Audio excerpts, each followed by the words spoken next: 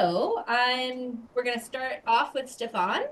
Stefan is from Discovery Organics. He has spent 22 years with Discovery Organics as a leading organic fresh produce wholesaler in BC and Alberta.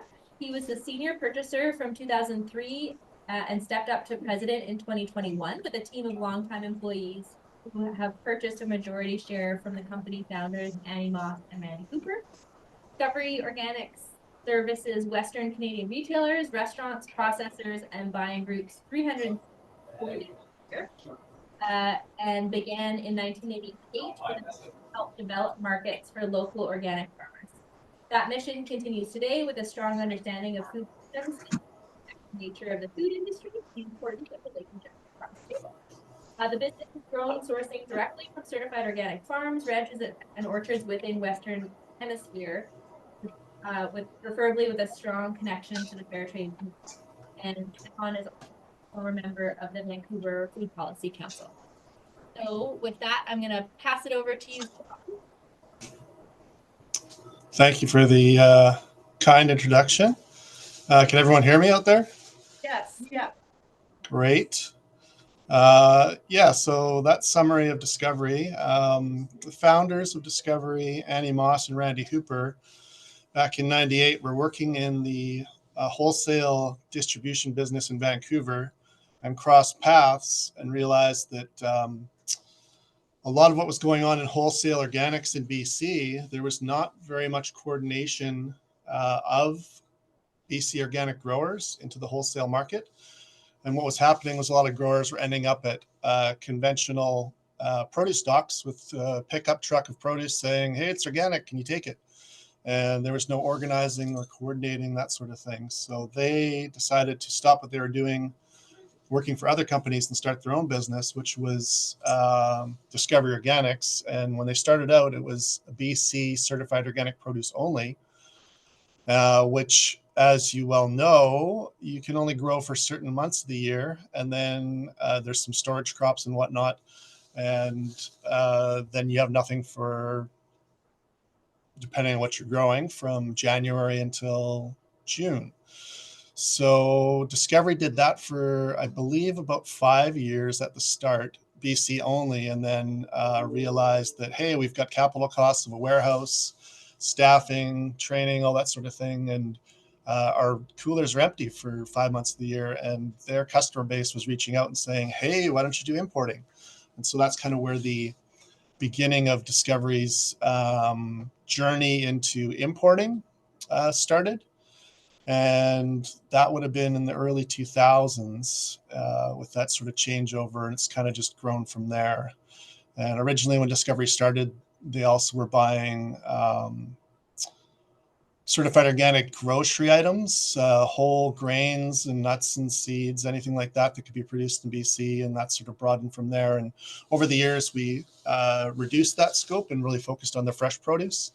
And in the last couple of years, we've actually, due to expansion, because we now have an operation in Calgary as well, we've broadened back into some of those grocery items to be able to support smaller retailers that need those items again. So that's just been sort of a full circle change for us. So in terms of BC growers, we work with, I didn't actually do a count on last year, but probably a good 30 to 40 BC growers are certified organic and able to ship to us. And generally what we're looking for on that side of things is someone who's got a bit of experience with it, either working under someone else for a number of years or in the industry in some fashion. And in terms of some of the questions that we were relayed earlier, delving into some of the interesting parts of the process is there's a lot of folks that are idealists in the organic movement, and not necessarily there's so much structure that's needed to fit into the wholesale market these days that you really have to do your due diligence with growers in advance to make sure they're prepared for sort of the bigger picture, the broader scope of everything that's going on. So we sell across Western Canada, and we source from the Western Hemisphere. A great story of sort of the wholesaler experience for us was Randy Hooper, when he went down to Mexico for a trade show in probably around 2006, 2007. Right, it was a couple of years after we started doing imports, and we weren't buying direct from farms necessarily in the US or Mexico, using brokers and whatnot to try and find our way in the business. And he went to a trade show in Mexico for organic growers, where it's kind of like a speed dating situation, where you get 10 minutes with a grower and they say who they are and what they're doing. And for him, it was wildly eye-opening on the business, because he had realized that a lot of the growers' products that were ending up in our warehouse, he was now meeting the actual grower versus the broker that might have been working in Nogales, Arizona, or Los Angeles. And in conversations, finding out that, as an example, this is a great example, green beans that we were buying from a broker in Los Angeles for $50 US for 30 pounds of green beans. He talked to the grower who had got paid for those beans, and they had received $3 a case for their beans. So the middleman and sort of the cross-border transactions, the taking advantage of farmers when you can, he saw that and was like, we have to stop that. We can't buy from brokers anymore. We need to like find our sourcing channels and work directly with farms. And so that kind of really broadened that scope for what we needed to do as a business. And that has really, for me as a buyer and the years that I've been with Discovery, really left a strong focus for our buying department, that brokers would be a last resort if we just absolutely need the product for, say, a retail ad or something like that. But really, we want to be working with farms directly as much as possible. And so within that scope, that meant visiting farms directly. So a good probably 75% of all the farms that we work with at this point, we've been on those farms and seen where the sourcing happens. And that really sort of gives us more insight into how the whole process works. And as you may or may not be aware, fresh produce is a dying commodity. So as soon as it's picked, it's dying. And having direct buying relationships is actually more beneficial to everyone, because the retailer on our customer side gets fresher product. We're not buying from someone who's got, say, 40,000 square feet of cold storage in Los Angeles and 80 pallets of broccoli that they've been sitting on for a few days looking for a good market. And in the end, the farmer will get more dollars out of that. So that's kind of the basis for our business. And probably elaborating on key success factors, lots of communication with farms in advance, all the time, conclude the year, start of the year. It's detrimental if you lack communication, because there's so many intricacies of the business that are important, broad scope, that sort of thing. And then trust, and that happens over years. And it's not, you can't build that in 1 year, you can build that over time. And those are probably pretty key factors, and at least in our certified organic world. Biggest mistakes on a BC grower, probably a good 10, 15 years ago. He was a fellow out of Pemberton, BC, who was gung-ho on being the cauliflower and broccoli certified organic grower for BC, and had a big ego, was going to take over the world with his product, and just really we didn't do the due diligence on, are you sure you're ready for this? Do you have boxes? Do you have proper coolers? All that sort of thing. And he ended up growing, I think, 5 acres at that time of broccoli and 5 acres of cauliflower. And then we didn't hear from him until all of a sudden it was ready. And he said, I've got a 5-ton truck coming down with 10 pallets of broccoli and cauliflower. It's ready to go. And we're like, we didn't know that was coming. So communication is very key in all the process, start to finish, and making sure that everybody knows and what's going on, where markets are at. Thank you. That was really interesting.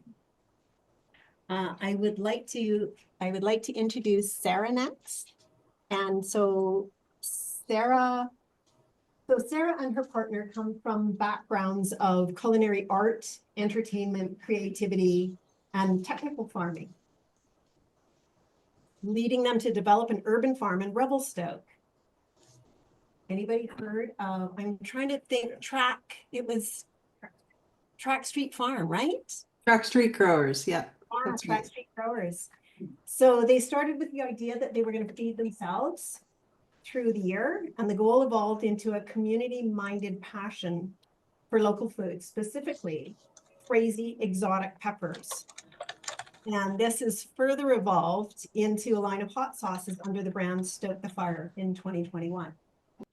Their combination of skills, passion for local food, gardening, unique products, and celebration has fueled that growth to the extent that they moved operations to Coston, which is Canada's organic capital, and they moved there in 2024. So Sarah, over to you. Thank you so much. Yes, it's been a very big year. Thanks for having me today. Can you hear me okay out there? Yep, we got you. Okay, great. So yeah, it's been quite a journey and lots of fast growth. So lots of lessons along the way, certainly. Our thing started as uh, uh, like was said, on a small urban farm as an event, really. We started creating our own value-added products from our small urban farm so that we could sell them at our little festival, which was the Revelstoke Garlic Festival, which started in 2013, I think, which quickly grew. So for the first 3 years, we only created product for that festival, and then joined the farmers market as that demand grew. We maxed out our farm with our capacity to create ingredients for our specialty artisan product. And that sort of led the way to forming farming partnerships with other growers, at first in Revelstoke and then throughout the North Okanagan, which allowed us to create more product, which led us into selling wholesale to retail. And that has been a storm. We're now in over 90 stores, and we're just forming a distribution partnership that will take us to the Lower Mainland, etc. So with that growth, we outgrew our facility, and that was the big factor, other than moving to a more desirable climate for our specialty pepper crop, which certainly Coston is. Was also being able to create a facility that could house the capacity of product that we're now creating. Revelstoke is quite prohibitive from a cost basis, and the ongoing densification of that tourist destination. Also growing peppers in a rainforest, not really a fit. So we landed in Coston here in February of last year. Quickly got a crop in the ground, etc. Still relying very heavily on our farming partnerships, all the way over to Kamloops, down through the Okanagan, to supply our manufacturing. This year we built a facility that's now CFIA licensed, and has the immediate increased capacity of triple the size for our business as a starting point. So very exciting. We have a lot bigger of a farming footprint now as well. But as we continue to grow, also our farming partnerships are a huge part of our business model, which is to always increase that local food minded economy, sort of like as the tide that lifts all boats. So those relationships are an ongoing, very important part of our business model as we continue to grow. So where was I? So what shifted for us on our small farm was we were specializing in exotic peppers peppers that you can't find in the marketplace. You're not going to walk into a farmer's market and find a ghost scorpion or a peach long-tailed, whatever the heck. So with our farming partnerships, the farms that we work with began to grow the onions and the garlic, the jalapenos, the habaneros, like all that stuff that you can find grown throughout the region. And we focused our small farm on just growing the specialties. So that's how we started becoming a buyer as a manufacturing facility. So the success factors, I think number one, we like to have a lot of fun and we value relationship. You know, as farmers ourselves, we understand the lifestyle and the challenges. And there's definitely a camaraderie with the people that we work with that has formed these relationships over time. And like that is the number one success factor for sure, is that team approach. What was mentioned before about communication, that's definitely a very big part of the success of the business. It's also been where some of our biggest mistakes have been, for sure. Because there's always a learning curve. You know, not only are we moving and learning and growing and beginning to understand how to work in that wholesale and retail environment, but also how to set up the GMPs and the traceability. Like there's a lot going on, and so sometimes the communication has fallen by the wayside, and inevitably, a harvest window is missed or a misunderstanding with a farmer. For example, at the end of one season, we formed this sort of last minute partnership to take on a whole crop of ghost pepper from a farmer. I think it was about 800 pounds of ghost pepper.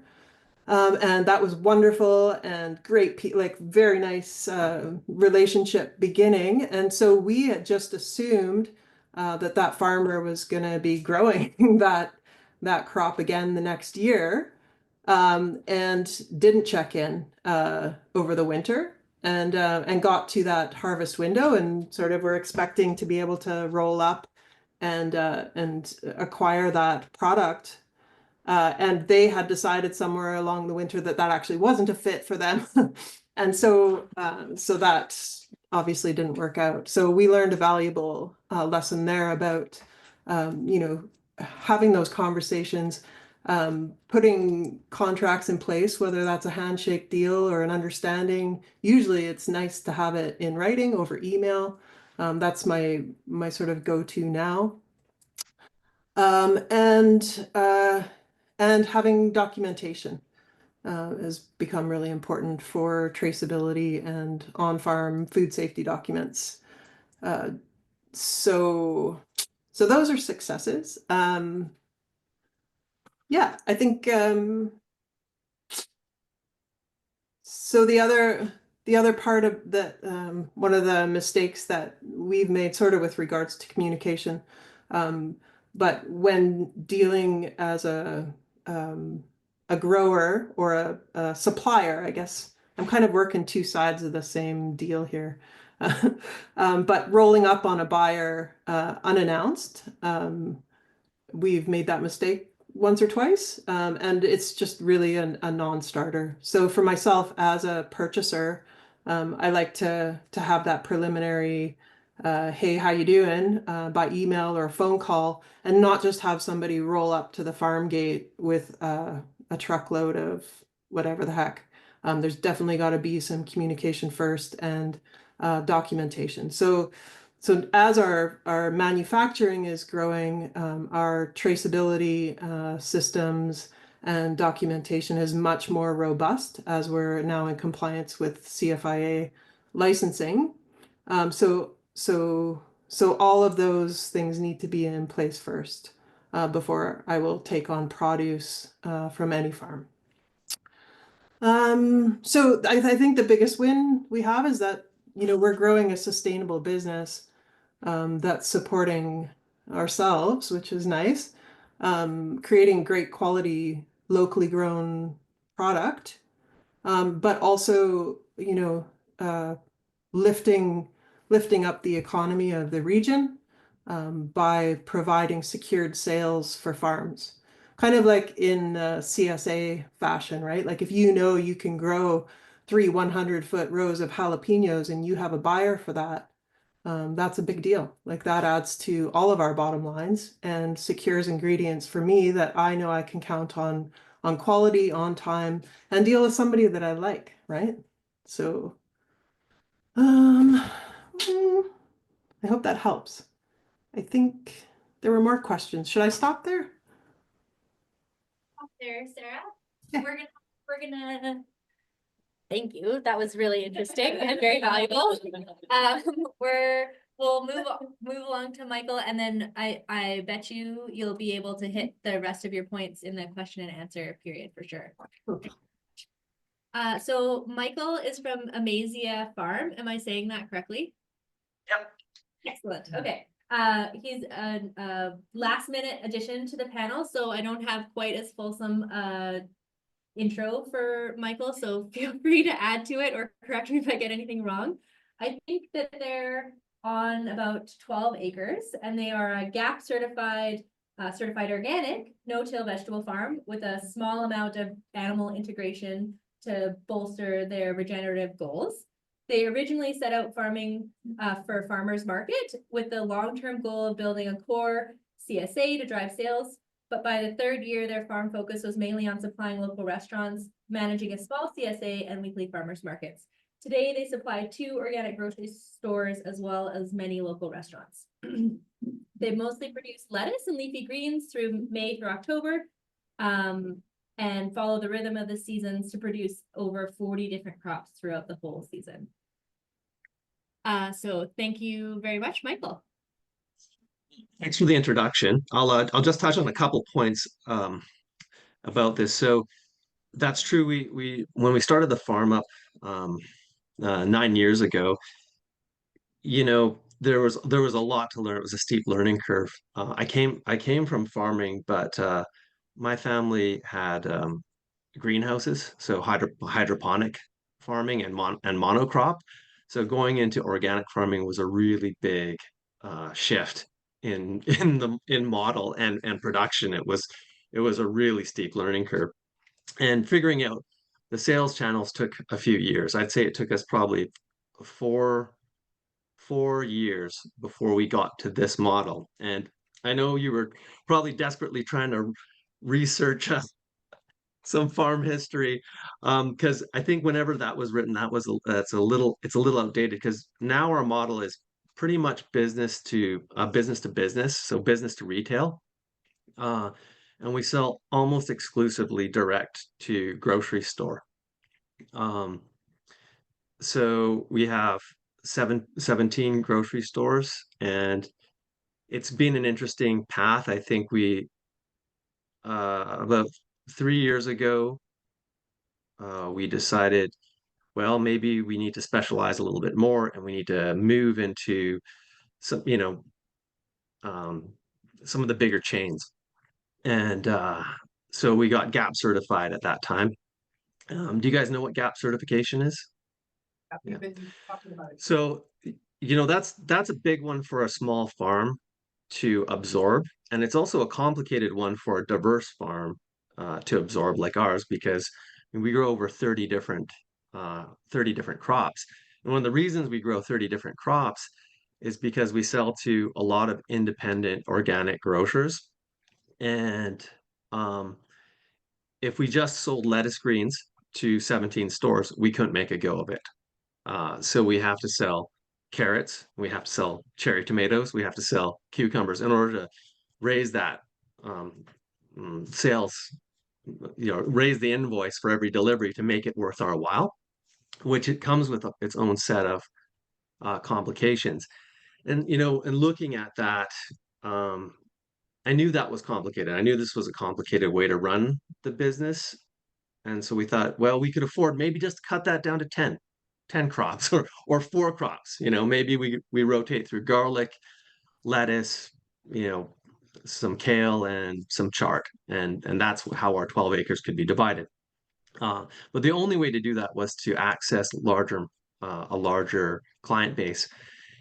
And we went through the GAP certification and then talked to different places. Some of our main buyers were also acquired by chains that required GAP.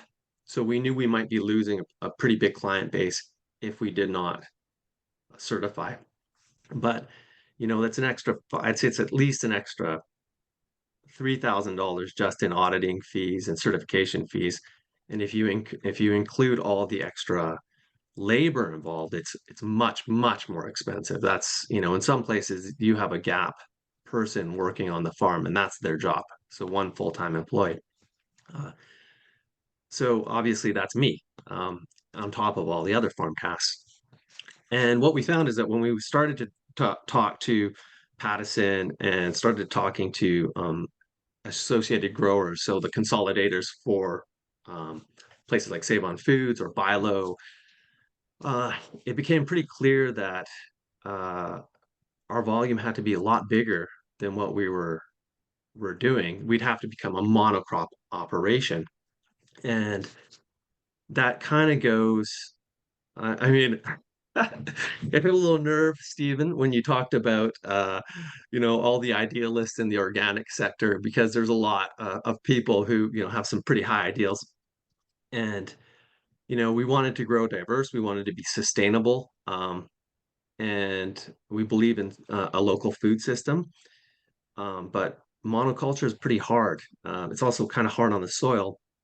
And so I really didn't want to go that way. I didn't want to reduce the farm to 4 crops, and then also felt like we'd be very vulnerable if that happened as well. If we're just growing 1 crop or just growing 4 crops, and just selling to one warehouse, your dependence on that one relationship became really, really was going to become very strong. I mean, we might have tried it anyway, but I looked at that and it would have meant giving up all of our 17 stores who've been loyal since the beginning, who we've grown with. And so after 3 years, I'll also say we didn't pick up a lot of extra sales because of it. We got the GAP and we thought, well, this will open up the doors. Who doesn't want organic produce that's being harvested basically the day before, packed and delivered the next morning right in the grocery store? I mean, with the stores that we work with, I think they see that difference and they're pretty loyal to us because of that. But there are so many levels of administration or responsibility that you're never really in touch with the person who can make a decision. If you just rock up to a Save On Foods, you don't talk to that person. You talk to someone in a head office who then lists that product, and then people can choose to take it or not. And then maybe you get no traction, and then you're done. And with farming, there aren't any contracts. No one signs a contract, generally speaking. And maybe that's not true, Stephen. Maybe you guys do that a bit, but most of the time we know that if the price of broccoli goes down, then our price of broccoli has to go down. So no one wants to lock into broccoli at, $3 a pound. What if it goes down to $1.50 a pound, or what if it goes down to $1 a pound? I think it makes things complicated. So we all know that that's how that works. So trying to sign on with that next level was we gave up on it. We gave up on it and we abandoned our GAP certification just last year. So we were GAP certified up until last year. I had put it in suspension the year before, meaning that I wasn't going to get an audit and wasn't going to be able to sell as GAP. But at any moment, if I called for an audit, I could step in and sell for GAP. Anyway, so we've created a business now that sells direct to 17 stores. It goes pretty good. A big part of that success has been that we know what we're selling to the grocery stores before our season starts. We start planning that after the end of last season. We take a look at our historics. We're pretty anal about just focusing in on what sold to which stores, which, why did we have a drop here? Was it competition from other places? Was it, did we have a production lull at that point? And then try and predict what growth is going to be with those stores so that we can keep them happy and keep our clients all the time. That's really a huge part of our success. And I think part of that has come from overproducing. So we're always shooting to do probably 20% more. And if we hit 20% more, great, then we'll go prospect maybe a little bit more business. But we don't want to do too much more of that because you can spend a lot of time driving around Vancouver trying to figure out who can take another 20% of whatever you're producing, or trying to sell it to your already existing customers. So that's been kind of a good part of our business, in that we've always been really strong with predicting, knowing what we're going to sell, and then kind of reminding people that, I know it's a handshake, but we said we were going to hit these targets, and we have this sitting in the field right now because you said you could hit this too. And not like, I mean, you can't force anyone to take, if they're not selling, they're not selling, but making sure that we're constant communication, as Sarah pointed out, and as Stephen pointed out.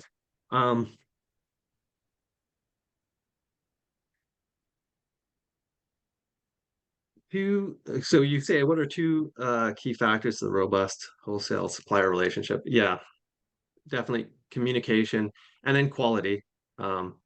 That's we just never sent anything that isn't what we expect, because or what our clients will expect. If that product gets out there and it looks not good leaving our cold storage, when it gets to the client's shelf, they can't even hand sell it. Like, I might be able to hand sell it to a produce manager and say, hey, it's really bad. It's not bad. It tastes delicious, whatever.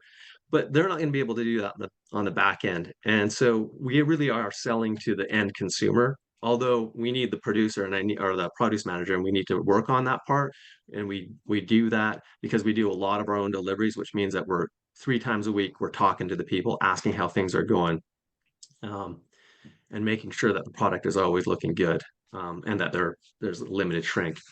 So that's a big thing, not overproducing so that there's never any gapping, because if they don't have our product, they might have to go to Discovery and buy the product. And if Discovery is looking better, God forbid, we might lose that sale next time because nobody has a contract. I mean, it's as awful for Discovery as it is for us. It's like they can be really fickle about that stuff. So my goal is to never leave that door open, even a little bit, just slam it shut. So that's probably one of the things that we work really hard on maintaining constant deliveries, no gapping. You're going to get it if you say that you need it, and we know that because we work on that early in the season. Probably one of the biggest mistakes that we did early on was not knowing quite where you're going to sell. And you have to do this, because who's going to buy from you if they haven't seen your product? But at the same time, if you grow 5 acres of cauliflower and you don't know where you're going to sell it, you're just going to be in big trouble. And we've done that. Like, I've done that because you get passionate about something. It's like, wow, when you grow melons in the Okanagan, in the South Okanagan, they're delicious. You've never eaten anything like that. If you picked it, vine ripened, and you eat, you're just like, what is this eating experience? It's amazing. But you're still removed from your end client by one step. And if you're at the farmer's market tasting it for people, sure, people are going to buy a lot of melons, but they're not going to buy enough to run our farm. So trying to do that, we got caught on that a couple times. Now we're pretty careful. We're not growing it unless, just like Sarah said, unless you know where it's going in advance, nothing gets grown anymore. I mean, we'll take a winger on a few new products and try a few new things, but maybe 1% of our products are experimental at this point. Yeah. One of the questions that they asked, that you've posed, is what keeps our organizational system moving smoothly. And we 2 years ago we got farm software for tracking things, which has made things way better. So all of our farm managers have it on their phone. They can update things as we change them. If we ever have to put a spray down, we know exactly what we put down and what quantities, and I can pull a report. So now when I sit down to do my organic certification, this can take 2 hours as opposed to 6. There's not a countless paper tray or amount of paper running around, floating around that didn't get classified. It's all online now. So that's really made things a lot better in terms of in terms of year to year production reports or sales reports. It's really made things a lot better. And that system is called Tend. By the way, there are other systems out there, but that's the one we use. Yeah. Awesome. Thank you so much, Michael. Okay, so we're gonna move into the Q&A. So just because we're on Zoom, to make this easier, if you have a question, if you could either direct it to Stefan, Michael, or Sarah, or say all three, just so people can, unmute themselves as needed. Got a burning question.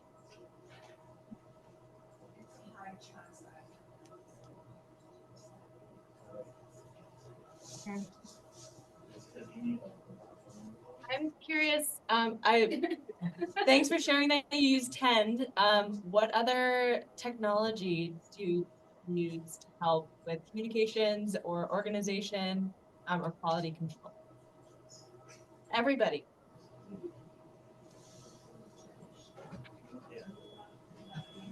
Hey, Michael, you go first. Okay, not all at once. So originally it was all Excel sheets, which is a nightmare. I mean, I think that's everyone's go-to. That's every farmer's go-to as they start building their business. Because you're like, oh, really? Do I want to pay $500 for software? When you're starting out a farm, there's so many costs. But I said that was such good money to spend. Because it just made things so much better. Um, Other than that, accounting software, we have an accounting software as well. It's independent. I would love if those two things were together, but we use a software called Cashew, which I don't really like, but our accountants are. It came with the accounting firm that we use. Uh, so one of those gimmicky things where it's like, oh, you get this free with your accounting. And we're like, free? Great. Who doesn't like free stuff? And then what happens is now we're into it for, 7 years. And I don't like the idea of losing access to that data if I change my accounting software. So I'd say that's one bit of advice I have is if you're starting a business, make sure you research that. You want something that has the functionality that you need,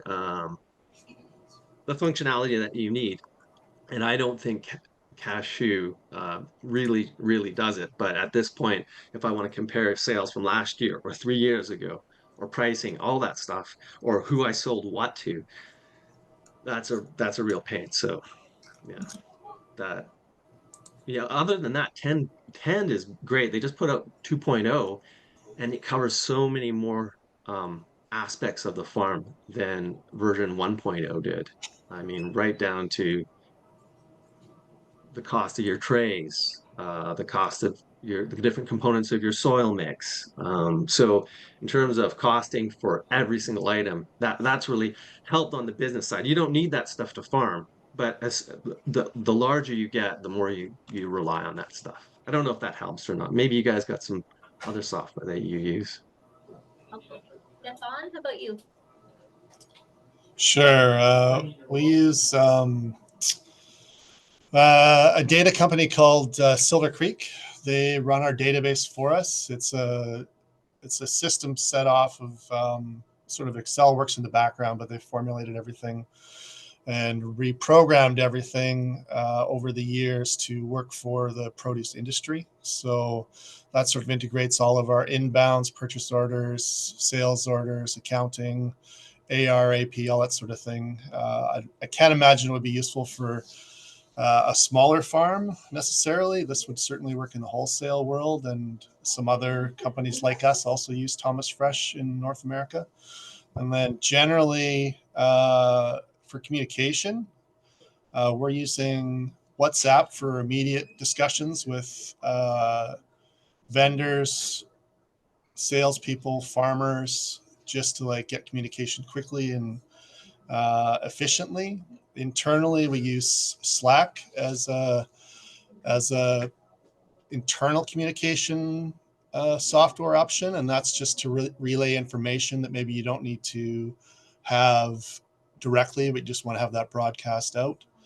And then regular old email, and that's sort of the basis of where we're at. And even every once in a while, a phone call here and there as we go along. But that's our basis for sure.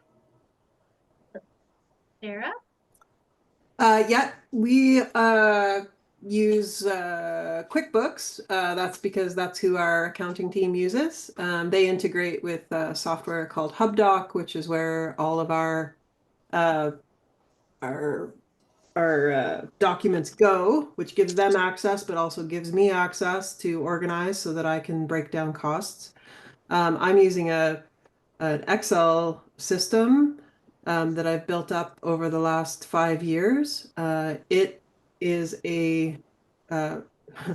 it's crazy, but it's my recipe storage that works alongside costing projection unit that integrates with my inventory for my manufacturing side of the business, which I'm now building over top. I have the traceability system built into Excel, and I'm working on merging those two things so that it can all run together. And I'll probably do all this and then realize there's some software out there that would just take it and go. So, but I like doing it this way because I'm hands-on with the numbers. I really know what's coming in, what's going out. All of my suppliers are coded. So anything that's coming into the farm, into the manufacturing facility is coded for supplier.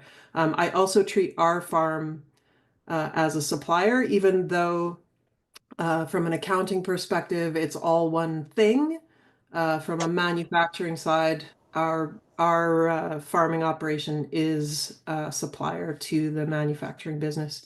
Other than that, we're pretty old school. We like phones and email, and I think that's it. Oh, I have this great refrigeration monitor software. So I've got a probe in all of my freezers, refrigerators. It's not reliant on internet. It goes directly to cellular. I get a notification if there's an issue anywhere in my cold chain. Because we're, who knows, we're out there remote a bit, and we would like to get away from the farm now and again as well. So that notification is connected to a couple of devices so that we can take immediate action and not lose our supply. Because we're, the farming season is the farming season, and we manufacture all year long. So we process those harvests and put them arrange them into cold storage so that we can produce on an ongoing basis. So that software is extremely important to me. It costs a bit of money, but then I also have my cold chain records that I can pull up at any time if there's any issue in traceability. What was that one called? That's a good question. You can get back to us on that one. I'll find it. Just to pipe up, we use YoLink, which is similar with it does use the internet, but it's a great thermometer alert for your phone. And we also use Connect Teams, which has a lot of great aspects to it. What's our next question? Andrea. This is particular for Stefan, and that is, what are you looking for when you are considering taking on and working with a new producer? What are kind of the checklists that you're going through? Oh, you're on mute. Can you repeat that, please? She asked, what are the checklists that you're going through when you're taking on a new producer? What are you checking for? Right. Simplest off the top is for us as a business, we need someone to have a certified organic certificate that's authentic and valid. And in the recent years, as Michael noted, the GAP certificate, Good Agricultural Practices, that's as he noted with Pattison Food Group and some of the bigger players, we didn't necessarily need that ourselves, but people who we were selling to were requested that documentation for food safety purposes. So that's kind of, we had a gray area where we didn't have to have the farm certified as GAP for a few years, but now since that process has gone on, anyone we source from needs to have a food safety certificate.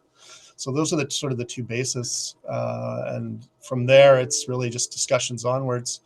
And us having been around for 26 odd years, we've got a pretty broad base of supply chain already organized. So trying to, for instance, take on another beet grower when beets grow great in BC and they store long and they're easy to do, everybody wants to grow beets. So that's where the discussion sort of comes in the winter seasons on planning and seeing sort of how our season went with BC growers and whatnot, and go from there. So start talking about that in advance. Thank you. Other question? That's a question for Sarah. That's okay. Yeah. The first one is, when you started making your sauces, did you do that in home with approval from the kitchen or in a facility? Could you hear that? Yes. So in the beginning, I think that first garlic festival, we made it in home, as you know, it was pretty grassroots scene. We had 7 vendors on our lawn, and the community came over and bought our garlic and whatever else we were making. But we quickly moved to a mobile unit, which was certified by Interior Health.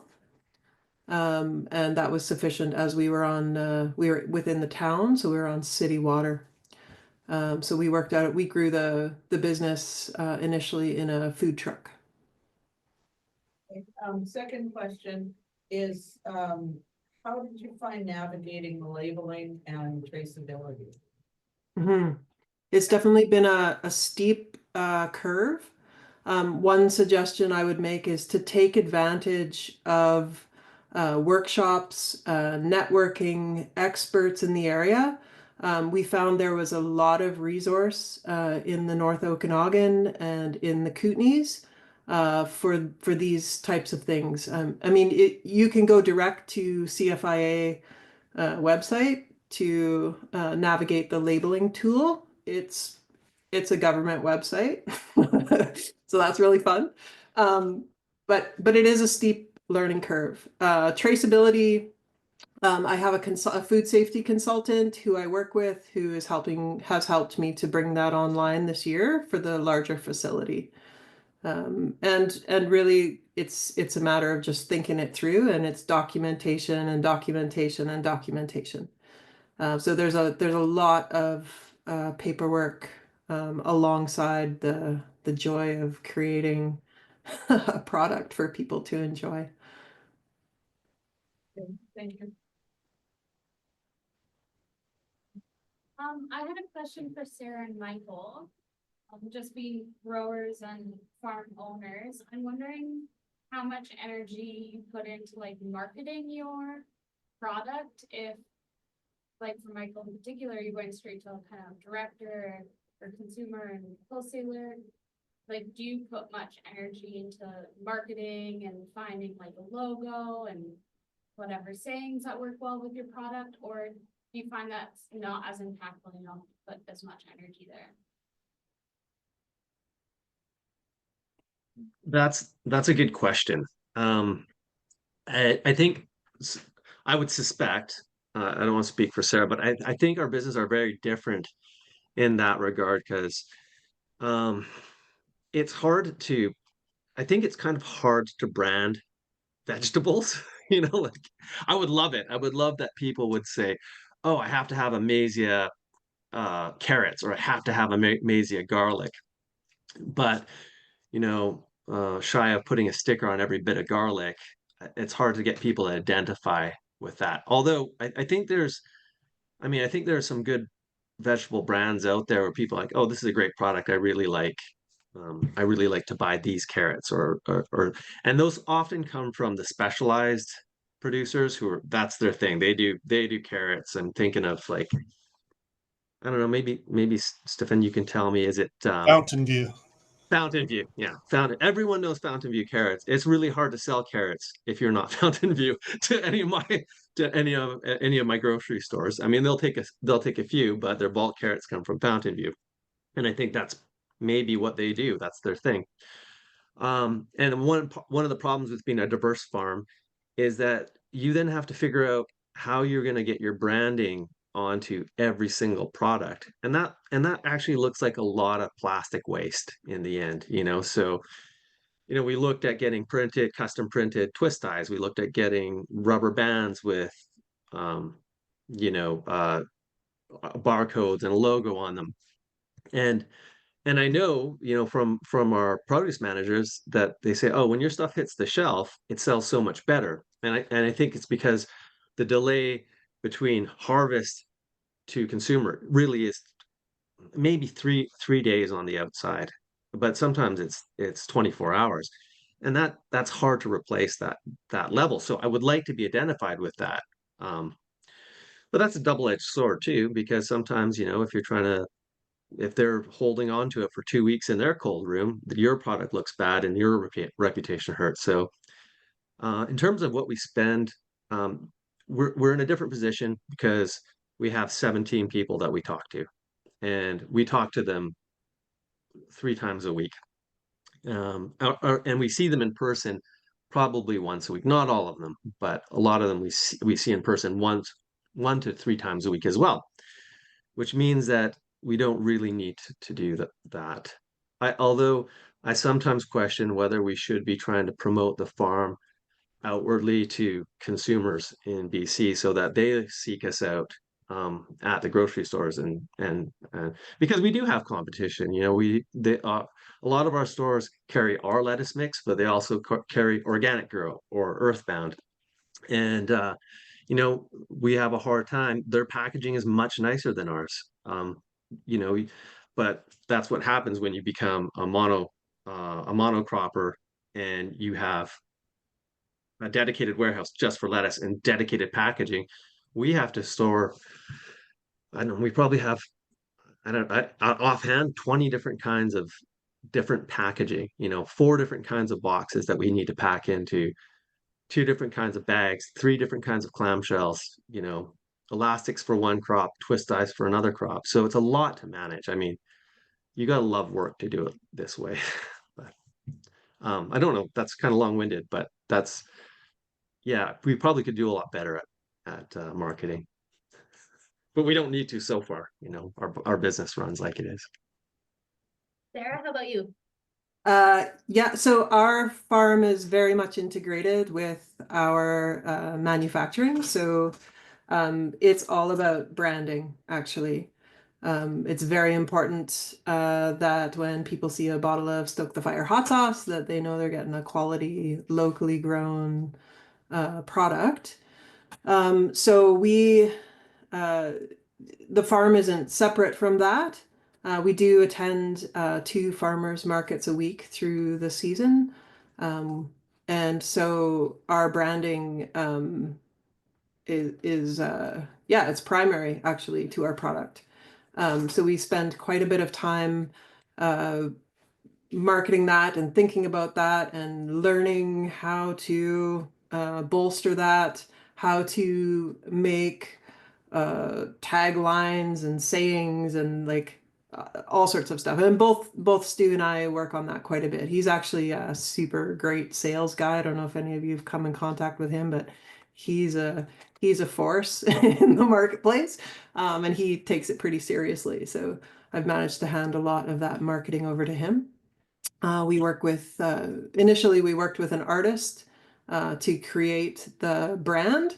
And is maybe just a little story, but we had him over to the farm, told him what we wanted to do. We kind of had this idea about a logo, and we brought him a bunch of our peppers, and he actually took the colors of the brand directly from the vegetables that we had grown. So that was a cool way to sort of launch that marketing. Tell us who you worked with. Sorry, say again? Can you tell us who you worked with, who the designer was? Yeah, as a graphic artist named Benji Andringa, and his handle is Low Class Art. He works in the area. He's a great guy. Any other questions?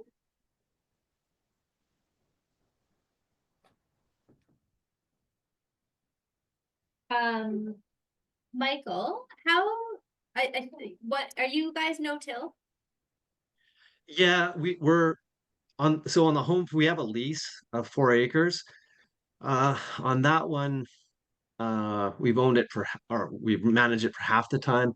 So that farm is still tilled. Because our approach is it's really hard to convert pasture into vegetable growing soil.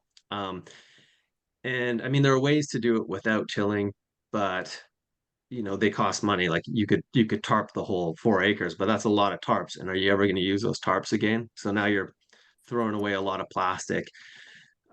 So we till that one. And like I'm really convinced now that tilling is not the way forward in terms of a regenerative approach to your soil. And I look at it too. It's shocking. When you till soil, it gets very tilthy, right?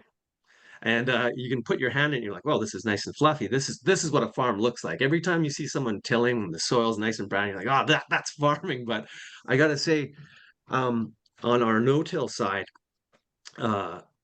just by never walking in our beds ever, you can put your hand into the bed, and I could push it up mid wrist, with very little effort. It's just the soil is so alive and non-compacted that our roots get down. It's really nice to grow in, but it took a long time. I'd say it took 5 years for it to get to that point. 3 years after we stopped tilling, but when I converted the home farm to from pasture, uh, it was so blocky. To try and get tilth, we would just smash it with the rotavator and hit it and hit it and hit it, and still you'd get golf ball size chunks of earth. And now it's like coffee grounds out there, and full of life. So When you yeah. in that transition period when you were becoming no-till, have you ever had any challenges with maintaining the consistency and quality that you need for your wholesale customers within the no-till? As we transitioned for consistency, you're asking me? Yeah. Okay. Yeah. What I'd say is that every year, even still, like we're getting better. It's almost like we check one product off the list every year where we're like, we nailed it. Now we know we got the formula for this, right? So, for example, like a lot of organic farms will say when you convert pasture, you get a 1 year pass. There's a built up nutrient load in that soil, so you haven't exhausted that yet. And you go in there, and our first year was pretty good. I looked at this stuff, I thought, wow, I'm a farmer, you know. And then, by the second year, I thought, uh-oh, I got to pay more attention to the soil. And then by the third year, I'm like, okay, we really got to dig in here and try and figure this out. So that's one part of it. The other part is that we grow 30 different things. So in the first few years, we dialed lettuce in right away. I grew up farming tomatoes, so had a pretty good sense of tomatoes right away. But everything else was okay. Well, what's your seed spacing for carrots? when do you plant radish? What's our succession going to be for radish? Like all of that stuff. These are really hard lessons because you want to hit your wholesale. So more than what I would say is more than our no-till transition. Maybe if we had done the no-till transition later in our farming, I would notice where the lulls were, but we were learning so steeply when we decided to go no-till that it was just less obvious. Now I would say what we get from no-till is just a much larger buffer because the soil is so healthy that we still amend. We'll still, depending on how much time we have, and we'll use chicken manure and we'll put that in the fall, or we'll use our own compost in the spring, just to make sure that our soil nutrient loads are what they should be. But what I think is when you have a living soil like this, and so much of this is so caught up in the organics of the soil that it doesn't wash out like if you put down like a granular fertilizer, and especially if you're tilling, what your soil will hold at that point is, it's not as, you can effectively, if you're tilling, you can effectively fertigate and till, and you're running a hydroponic system outside, which means if you stop fertilizing, you stop growing. I mean, that's easy to control because, well, I've decided I don't care about soil health. I don't care about anything. I'm just going to give the plants whatever they need, side dress them all the time.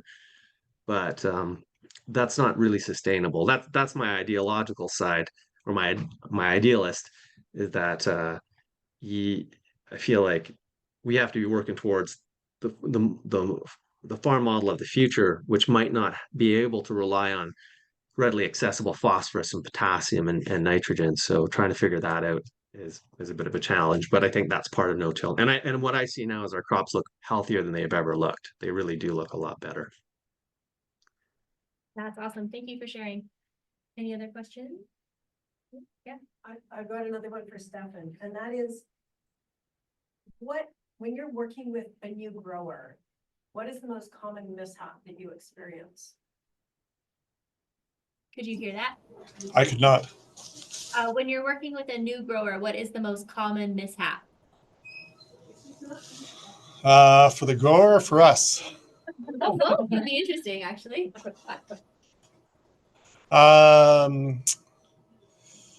Yeah, there's lots of circumstances that can happen. A new grower might be leasing land that they've never farmed before, and they not having sort of that intuition of being there before, don't know what the nuances of the farmland that they're working, how that is going to play out over the year.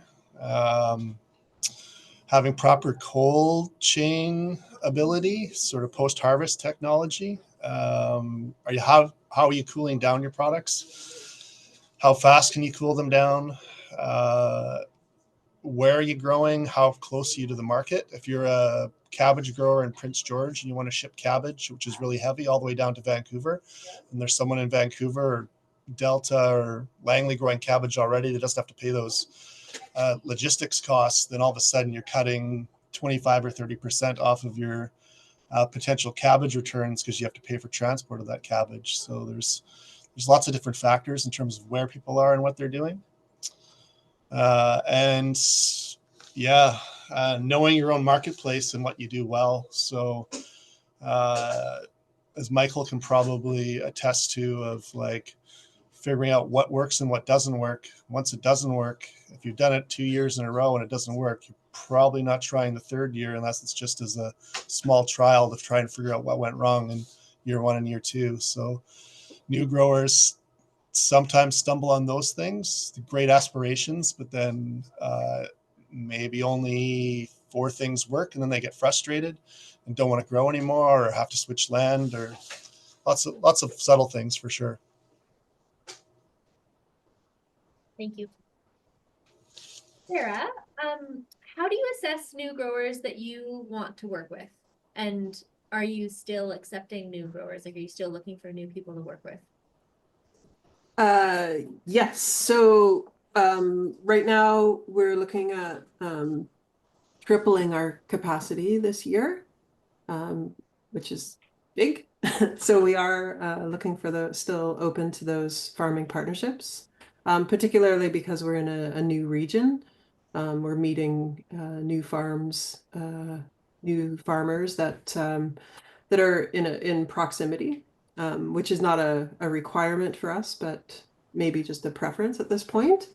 So knowledge about the product is a big one for us. You know, having a farmer who understands harvest windows, what to expect. We had a bit of trouble with one of our partnerships. Somebody was growing jalapenos for us.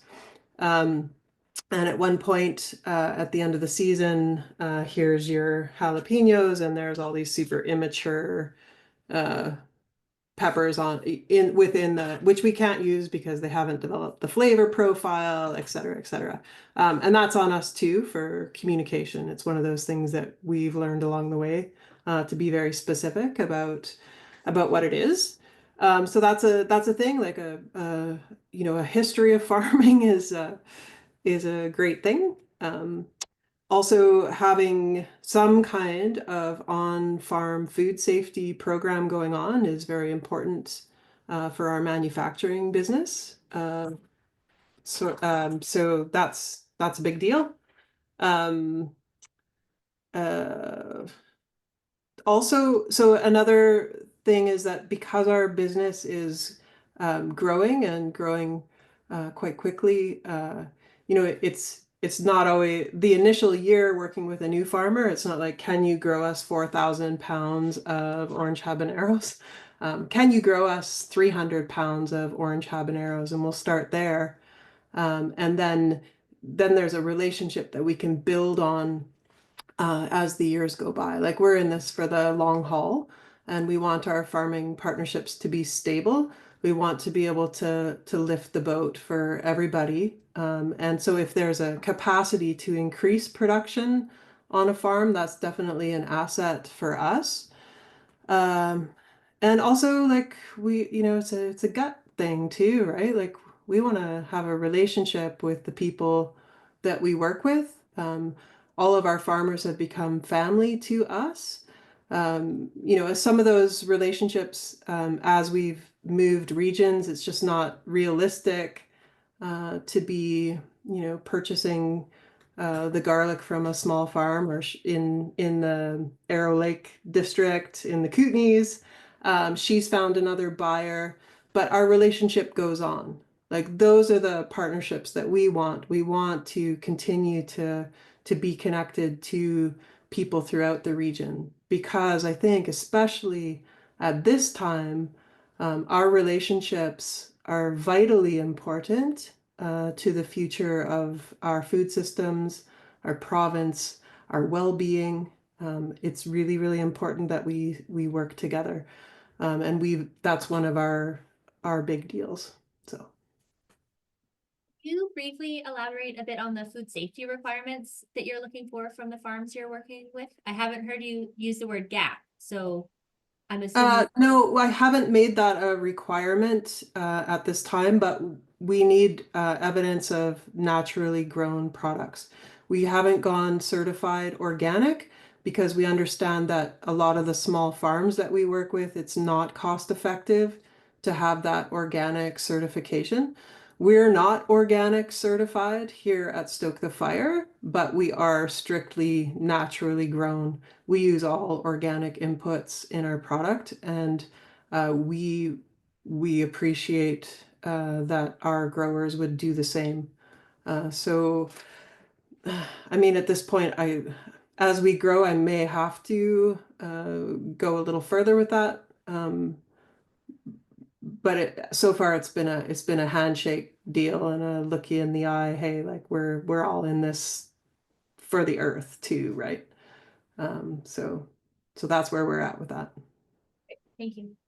Any other questions? I got a question.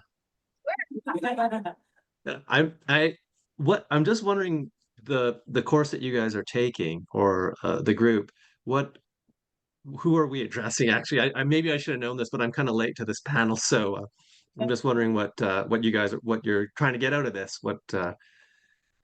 That's what you get for stepping in at the last minute when someone else cancels. So this is a wholesale ready workshop. So it's running today, and then there's a second day in February. And the audience is mostly small scale growers from the North Okanagan who are wholesale curious. And so we're doing 2 days of workshops to help people develop their thoughts around what it could look like for them to scale up some of their operation to a wholesale level, and like work through that process so they can begin that planning. And the bigger context is Liz flying in. We're just gonna like pop our heads in here. So you spoke with Sammy. I'm the executive director of Land to Table, and so we're a regional food system network.